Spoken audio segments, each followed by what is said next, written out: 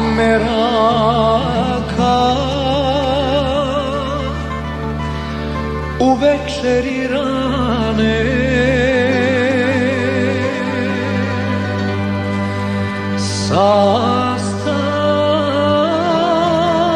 sastala se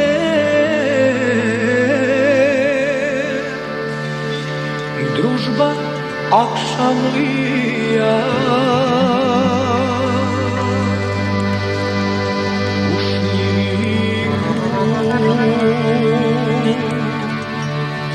pod beharli grano